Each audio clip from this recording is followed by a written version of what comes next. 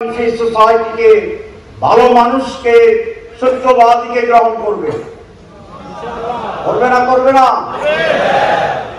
অতীতে এই বিপ্লবের পিছনে যে স্টিয়ারিং স্পিরিট, পরিবর্তনকারী যে চেতনা, সেটা কি ছিল? দুর্নীতির বিরুদ্ধে একটি লড়াই ছিল, ক্ষোভ,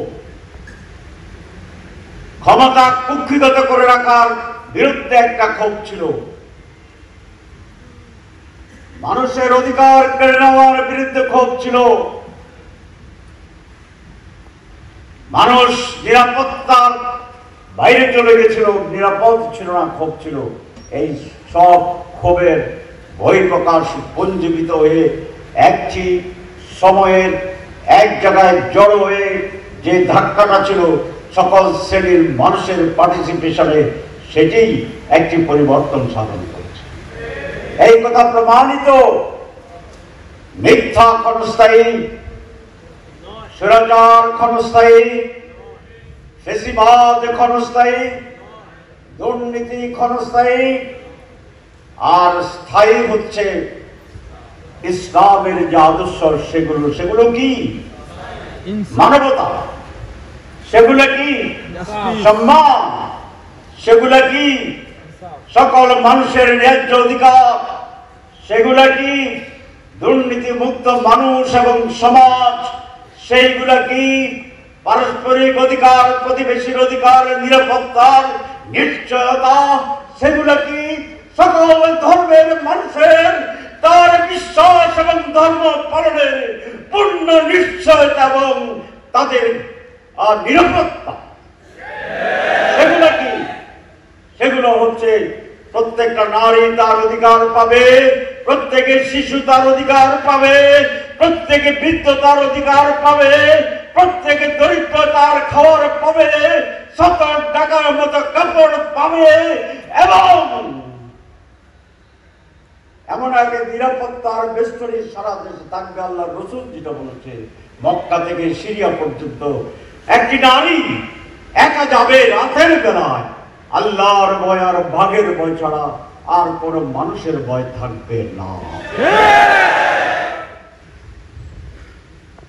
এই কথা মানুষের কাছে পৌঁছাবে কে? কে? কে? কে?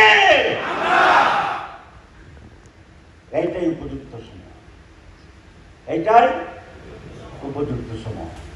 প্রত্যেক দিন সূরা নসর পড়বেন, বেরিয়ে যাবেন, মানুষকে দিনের দাওয়াত দেবেন, গিফট নিয়ে যাবেন, খাবার নিয়ে যাবেন, সেবা নিয়ে যাবেন। এই দেশের মানুষ দুর্নীতিগ্রস্ত নেতৃত্বকে আর গ্রহণ করবেন না। এই দেশের মানুষ লুটেরাদের আর গ্রহণ করবেন না। এই দেশের মানুষ কোন চরিত্রহীন মানুষকে আর গ্রহণ করবে না। অনেক শব্দই বলতে পারি না, সাংবাদিক বন্ধুরা এমন ভাবে লিখে দিবে, ঠিক আছে না? আমি ব্যক্তিগতভাবে ভাবতাম আমাদের আদর্শ মানুষের কাছে পৌঁছাতে, গ্রহণযোগ্য হতে বেশ সময় লাগবে, কিন্তু গত 1 মাসে মানুষ আমাকে শুধরাই দিচ্ছে। মানুষ বলে যে আপনারা তো সব, বলে না বলে না, আপনাদের 2 মন্ত্রী দুর্নীতি করে নাই, বলে না বলে না, আর বাকিটা কি বলে? বলে না। ওটা বলতে চাই না, আপনারা বলছেন, ঠিক আছে, এটা কাজে লাগান, কাজে লাগান। আমি সিটি আমিরকে একটা অনুরোধ করতে চাই, 3 মাস তো আমাদের রিপোর্ট রাখার ব্যাপার, রোপণ হওয়ার জন্য না রোপণ প্রার্থীর জন্য, যে তো যারা রিপোর্ট রাখতেছে এরা আছে, আর এদেরকে 3 মাস কনসেশন দেওয়া যায় না? যে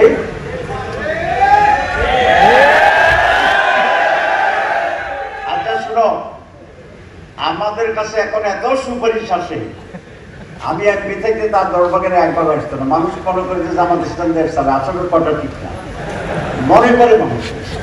এই জন্য আমাদের উপর চাপ বেশি, কথা কিন্তু ঠিক না। সরকার চালাচ্ছে কেয়ারটেকার গভর্নমেন্ট, তাদেরকে আমরা সমর্থন দিচ্ছি।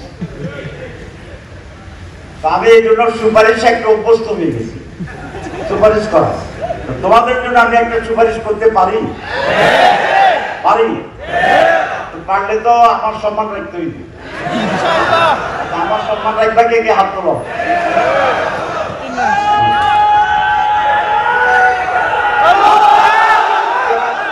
ঠিক আছে, শোনো, এটার একটা নেগেটিভ দিক আছে। নেগেটিভ দিকটা কোন? আমাদের দেশে বাংলাদেশ স্বাধীন হওয়ার পরে একটা এসএসসি পরীক্ষা পাস হয়ে গেছে পরীক্ষা ছাড়া, অটো পাস। তো ওদেরকে আমরা যারা পরীক্ষা দিয়ে কষ্ট করে পাস করছি তাদেরকে আমরা বলতাম এটা 72 জ্ঞান, মানে 72 সালে এটা অটো পাস হয়েছে। তো এটা একটা খারাপ দিক আছে। এখন তোমাদেরকে যে 3 মাসের একটা সুবিধা দেওয়া হবে, এটা কি সুবিধা না অসুবিধা? অসুবিধা, আসলে অসুবিধা। কেমন অসুবিধা একটা ব্যাখ্যা নেই। এই অসুবিধাটা হচ্ছে 6 মাস থাকলে তোমরা যে পড়ে টড়ে ঠিক মতো রোপণ হইতে হয়, পড়া কিন্তু সমান করতে হবে। এই 3 মাসের ডবল করতে, না জানে কি করবা না, তোমরা না জানলে করবে না, বলে দিছে। ঠিক আছে, সুতরাং তোমাদের প্রতি চুক্তি আমাদের সাথে, চুক্তি হচ্ছে আমরা 6 মাসের মাঝে 3 মাস, আর তোমরা 3 মাসে 6 মাসের সিলেবাস কমপ্লিট করবা। এই চুক্তি ঠিক আছে? তাহলে আমি মহানগরী আমিরকে আস্থার সাথে আল্লাহর উপর ভরসা করে এই কথা বলতে পারি যে আজকে যারা এখন উপস্থিত হয়েছে ওয়ার্ড ভিত্তিক নিশ্চয়ই আপনাদের তালিকা, সেই তালিকা ধরে ধরে তারা যদি তাদের ওয়াদা পালন করে তাহলে ইনশাআল্লাহ 3 মাস তারা রোপণ হবে। ঠিক আছে, আলহামদুলিল্লাহ। রোপণ হওয়ার জন্য সময় লাগবে কেন? আমরা সময়টা তো দেই